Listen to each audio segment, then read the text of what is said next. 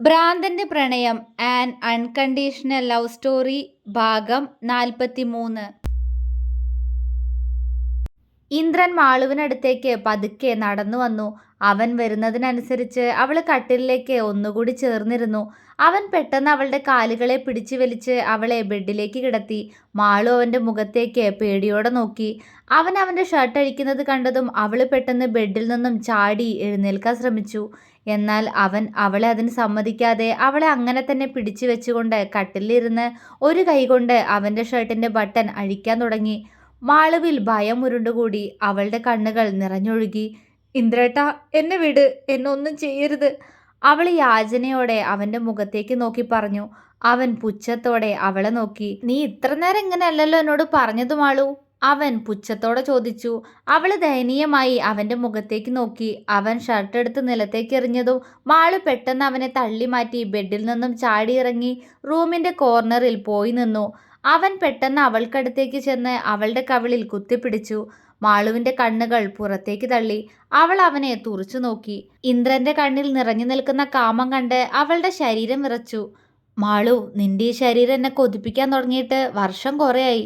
ഇന്നെനിക്കിത് കിട്ടണം. ആരും അറിയില്ല മാളു, നിന്റെ മറ്റവൻ, അവനും അറിയില്ല. ആരോടും ഞാൻ പറയില്ല. നീ എന്നോടൊന്ന് സഹകരിച്ചാൽ മതി, അവൻ അവളോട് കാമത്തോടെ പറഞ്ഞു. അവള് പെട്ടെന്ന് അവനെ തള്ളി മാറ്റി.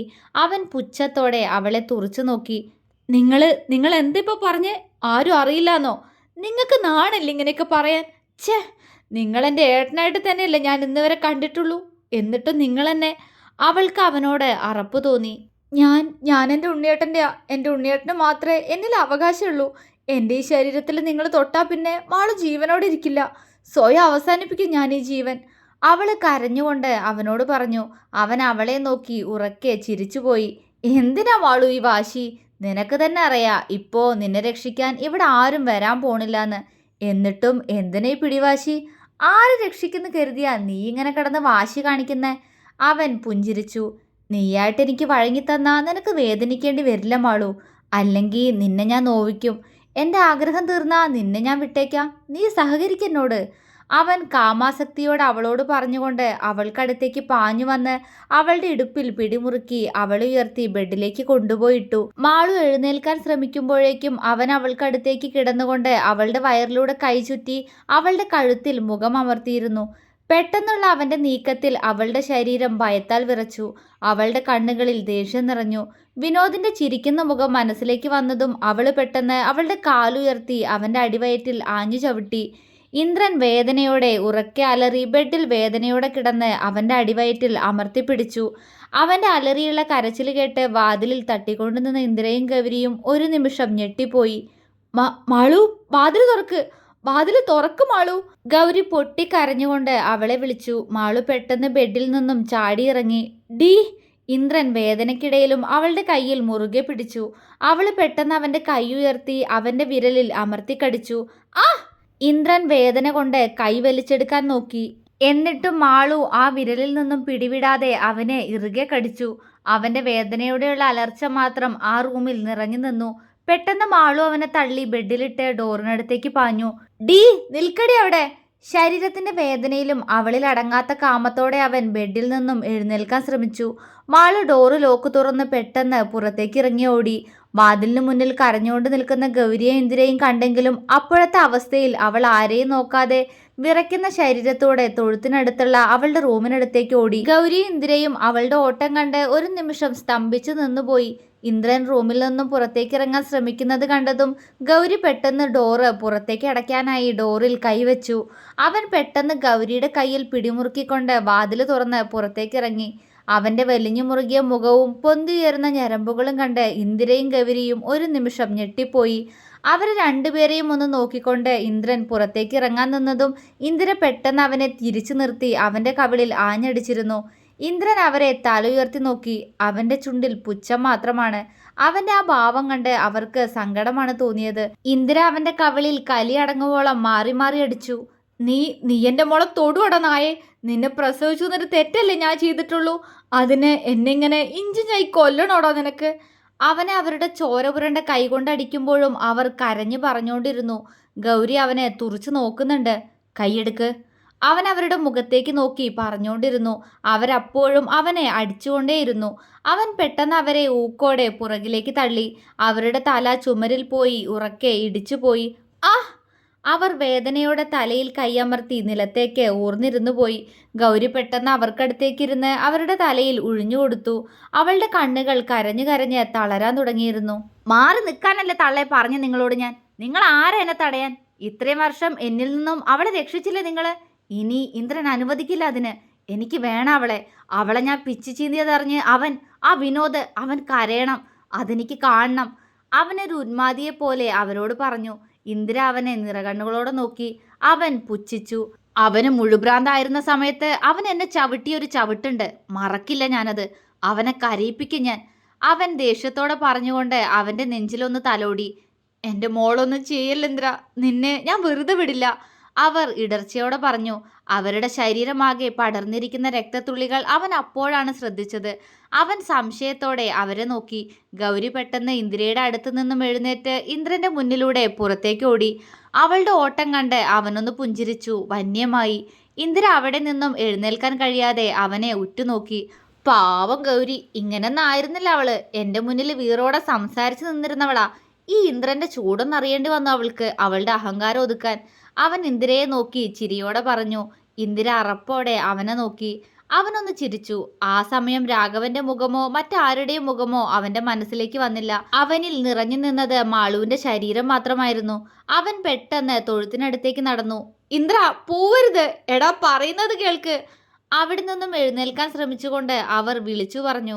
ഗൗരി ഇരുട്ടിലാകെ മാളുവിനെ വിളിച്ച് തിരഞ്ഞുകൊണ്ടിരുന്നു. ഇടയ്ക്കിടയ്ക്ക് നിറയുന്ന അവളുടെ കണ്ണുകളെ അവൾ അമർത്തി തുടയ്ക്കുന്നുണ്ട്. എല്ലാം എൻ്റെ തെറ്റാ. വേണ്ടായിരുന്നു. അപ്പോഴേ പോയാൽ മതിയായിരുന്നു. അവൾ വീണ്ടും വീണ്ടും പുലമ്പിക്കൊണ്ടിരുന്നു. പെട്ടെന്ന് തലമുടിയിൽ ഒരു കൈയമർന്നതും അവൾ വേദനയോടെ ശബ്ദമുണ്ടാക്കി. ഇന്ദ്ര, അവൾ വേദനയോടെ വിളിച്ചു. അവൻ മൂളിക്കൊണ്ട് പുറകിൽ നിന്നും അവളുടെ കഴുത്തിലേക്ക് മുഖം പൂഴ്ത്തി അവിടെ അമർത്തിക്കടിച്ചു. ആ!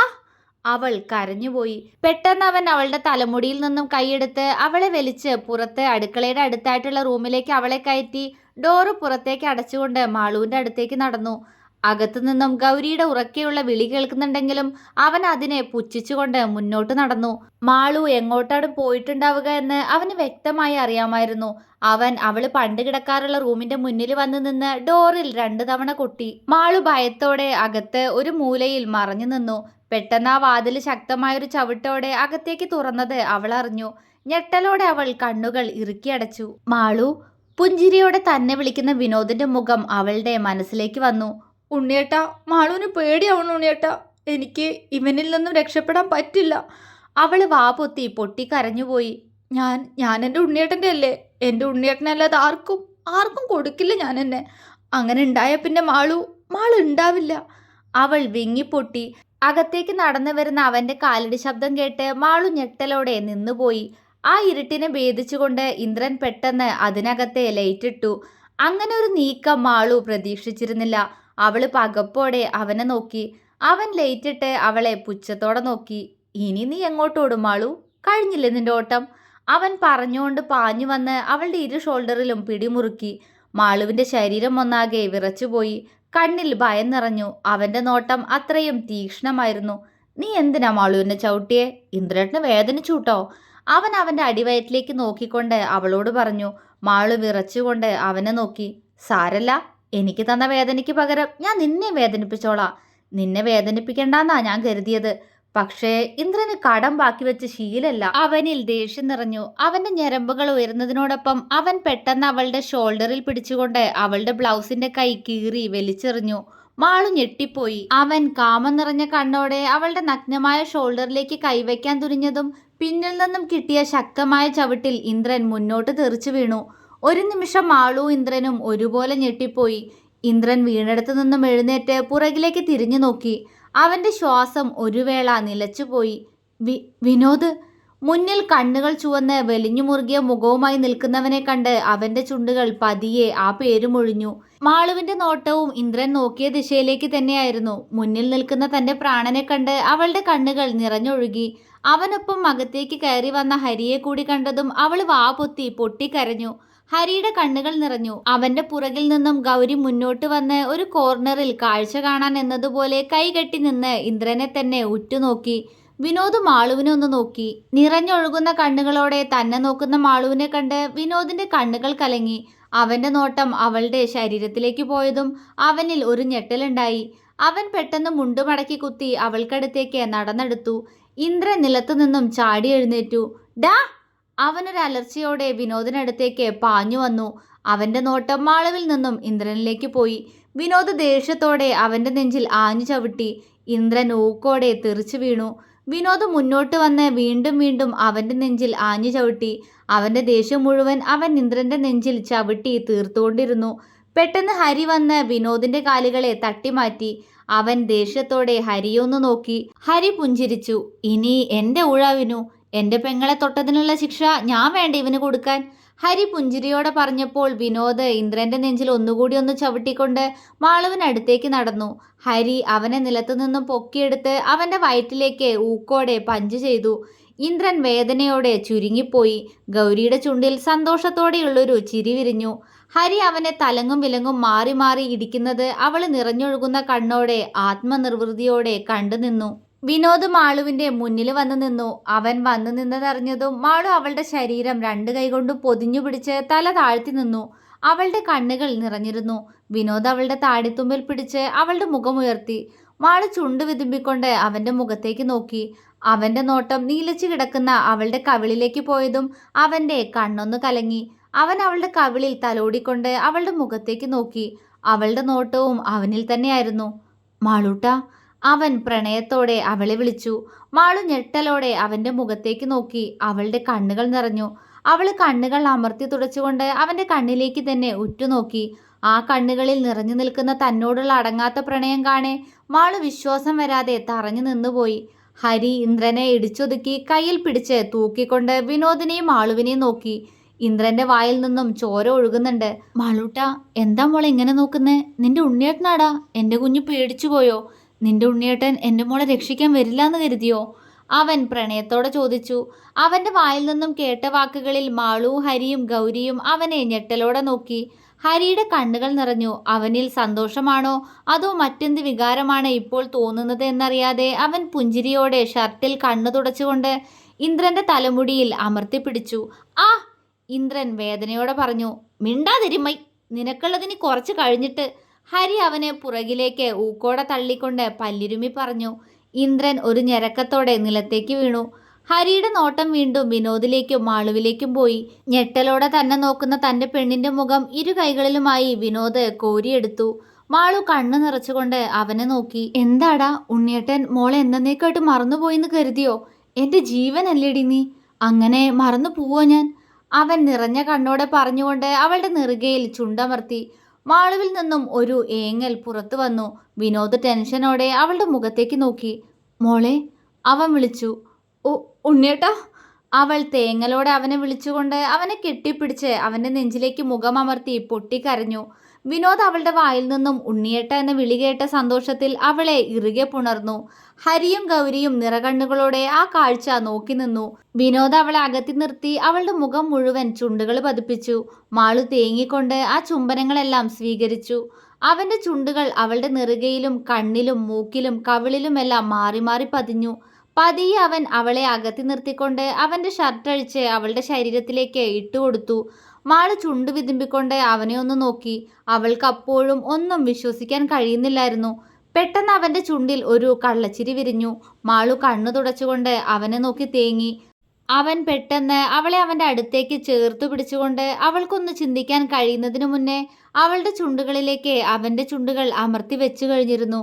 മാളു വിറയലോടെ അവൻ്റെ തോളിൽ കൈയമർത്തി. ഹരിയും ഗൗരിയും ആദ്യമൊന്ന് ഞെട്ടിയെങ്കിലും പിന്നെ ഒരു ചിരിയോടെ അവരിൽ നിന്നും മുഖം തിരിച്ചു നിന്നു.